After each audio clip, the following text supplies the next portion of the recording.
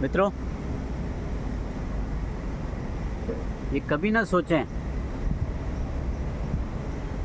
कभी कल्पना में न करें कि जो वर्तमान में आपके साथ जो घटना घट रही है,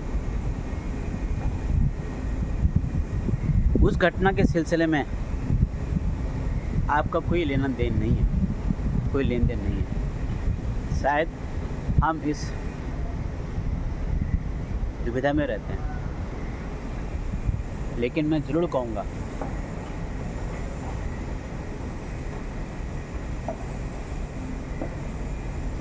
जो हमारे साथ घटनाएं घट रही हैं, जो घटित हो रही हैं, चाहे वो सुखद घटनाएं घट रही हों, चाहे वो कोई दुखद घटना घट रही हों,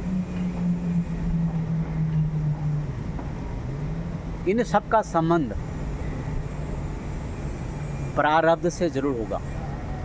और मैं तो ये कहूँगा कि है। अब आप देख लीजिए, उस महान आत्मा भगवान बुद्ध को देख लीजिए। वो कितने बड़े महात्मा बने, कितने बड़े संत और ज्ञानी बने, आज उनको भगवान के रूप में पूजा जाता है। उन्होंने वर्तमान में एक बहुत बड़ी तपस्या की और उस तपस्या का फल मिला कि आज उनको पूरे विश्व भर में उनको देवतुल्य माना जाता है। वो जो भी करा उन्होंने इसी जन्म में करा, इसी धरती पे करा। लेकिन जो उनके साथ घटनाएं घट रही थी, वही तो प्रारब्ध का फल था। और जो इस जीवन में जी रहे थे, वो भी तो प्रारब्ध से ही अपने साथ लेके आए थे। जैसे कि मैंने कहा था कि इस मुट्ठी में हम लेके आते हैं, उसी को भोगते हैं। कभी महात्मा बुद्ध ने सोचा भी नहीं होगा कि मैं एक दिन इस विश्व में एक विशेष धर्म को मैं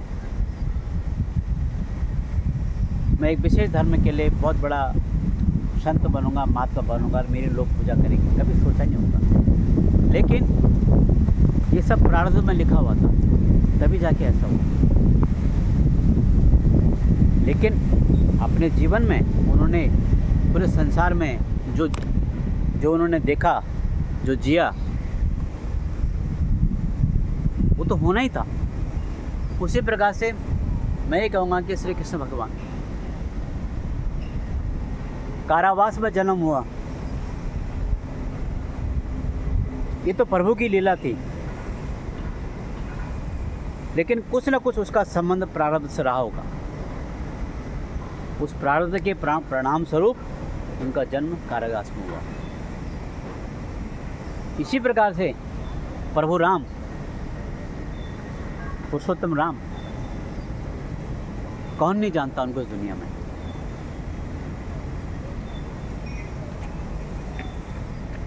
उन्होंने भी अपने जीवन पर्यंत, अब उनके साथ जो भी घटनाएं घटी, सुख और दुख, उन सबको उन्होंने देखा, उन सबको जिया। 14 वर्ष का वनवास हो जाना,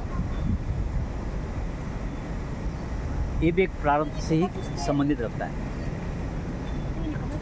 तो प्रारब्ध में होने वाली चीज़ें वो आगे तक आपको ले जाती हैं, पहुंचाती हैं, और फिर आप उसी के अनुरूप, उसी के फलस्वरूप आप उस तत्कालीन जीवन में जीवन जीते हैं।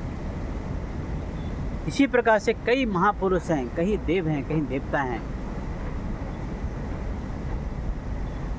इसीलिए मैं भी ये कहता हूँ, आप सबसे कहता हूँ, और मैं अपने आप से भी कहता हूँ कि जो घटनाएं घट रही हैं मेरे साथ, दुख और सुख और दुख की, जो दिन प्रतिदिन कुछ न कुछ होते जा रहा है, अच्छा हो रहा है, बुरा हो रहा है, कुछ भी हो रहा है, हमें किसी को मिलना है, किसी को नहीं मिलना, किसी के साथ द्वेष है, किसी के साथ मित्रता बन जाता है, कहीं पर हम खुश हो जाते हैं, कहीं पर हम दुखी हो जाते हैं।